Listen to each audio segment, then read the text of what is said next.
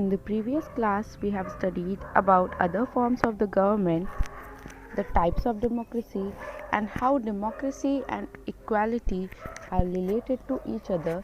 And on the basis of that, we have seen that how the equality has been further classified in different kinds. In today's class, we are going to study about marginalization, inequalities around the world. So, let's start the class with marginalization. First thing which came in our mind is, what is marginalization? Marginalization means when a certain person or sect of people are made to feel of lesser importance by those in power. Even though equality is an important feature of a democracy, but many kind of inequalities still exist in a democratic country like India. Let us understand this with the help of some example. In our house, the house helps are not often allowed to sit on the sofa or on the dining table. They are made to sit on the floor and are given separate bed and utensils. This is an example of social inequality. Now another example says that Rohit's father is a poor daily wage laborer.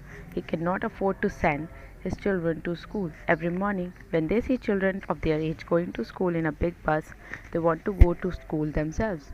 But then they remember they are too poor to go to school. This is economic inequality. So these examples show us that economic and social inequality are still very common. Social practices like caste system and less pay for women are the important reasons for such inequalities. In our country, India, for so many years, such kind of inequality exists. This topic is marginalized section of the society. Subordinate class unfairly treated by dominant class. What that means? Basically, some social practices like caste system and less pay for women are important reason for such inequality in a country like India. For so many years, the people which are belonging to upper class, or they are also known as dominant class, they have treated the subordinate classes unfairly, which results in huge inequalities in the society. The subordinate class has been subjected to social, economic, and religious inequalities and tremendous oppression by the dominant class, or you can say upper class. So these peoples are sometimes referred to as marginalized sections of the society. So there are some social reformers who tried to remove this social inequality, like the famous ones are Raja Ram Mohan Roy, Ishwar Chandra Vidyasagar, Dayanand Saraswati, Jyotiba Phule, Dr. B.R. Ambedkar, and many more. They raised their voice against the discriminatory practices prevalent in the society. They basically work for the upliftment of the deprived section of the society, or those who are being subjected by the dominant classes. Like, if we talk about that, if we really want to establish true democracy, then all the citizens of a country, they also try to discourage different forms of discrimination in the society by not encouraging any discriminatory practice. By doing that, we can say that only after that the true democracy can be established. Inequalities around the world. As you can see, there are the names of two people. One is Aung San Suu Kyi of Myanmar, and the another one is Martin Luther King Jr. of US. Both of them are Nobel Peace Prize winner. Aung San Suu Kyi won her Nobel Prize in the year 1991, that in peace section.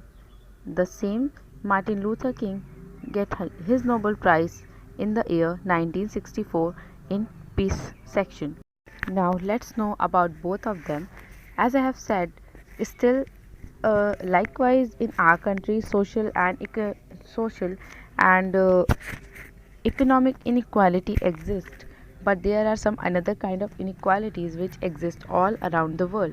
People all over the world, they have to face, and some are still facing some kind of inequality or discrimination in some places. There have been people who have stood up against these injustices or Among them, one such courageous lady has been relentlessly fighting for the establishment of democracy in her country, Myanmar. Aung San Suu Kyi, she is the pioneer of a democratic movement in Myanmar. Aung San Suu Kyi has entered the field of politics in 1988. The story says that she was visiting her very sick mother in Myanmar when the people were protesting against the oppressive rule of General Ne Win. On August 26th of August 1988, Aung San Suu Kyi addressed half a million people at a mass rally in support of a democratic government that has been overthrown by a military government called the junta.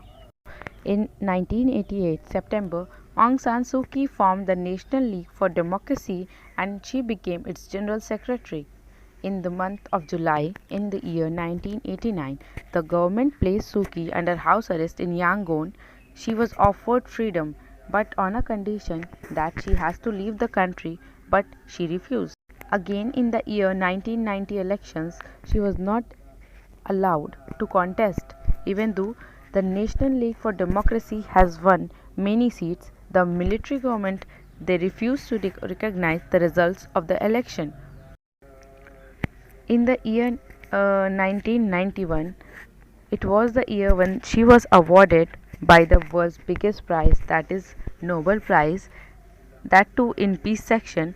But at that time she was in house arrest, so that is why her son accepted her award.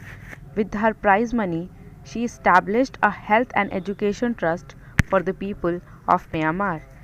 In the year 1955, due to pressure from various countries of the world, Suu Kyi was freed from house arrest, but her movements were restricted. In 2002, she again put under house arrest. In 2009, a United Nations body declared her detention illegal under Myanmar's own law. So in 2010, she was freed from house arrest. In May 2012, she contested elections and then she became a member of the parliament. So it is a kind of you can learn from Aung San Suu Kyi that if we are going to be a part of a revolutionary movement, we have to face the hurdle. So after Aung San Suu Kyi, I am going to talk about Martin Luther King Jr. Martin Luther King Jr. led a movement against racial discrimination. It's not like that discrimination only based on fighting for the democracy of a country. Another kind of discrimination exists which is based on the color of the skin. The white skinned people consider the black skinned people inferior and they treat them very badly. So Martin Luther King Jr. He led the movement against the racial discrimination. In the US, the dark-skinned people, or you can say the blacks, they were faced many discriminations and they were denied of all the rights. So Martin Luther King decided that to fight for their he decided that he will fight for their rights and became the leader of civil rights movement.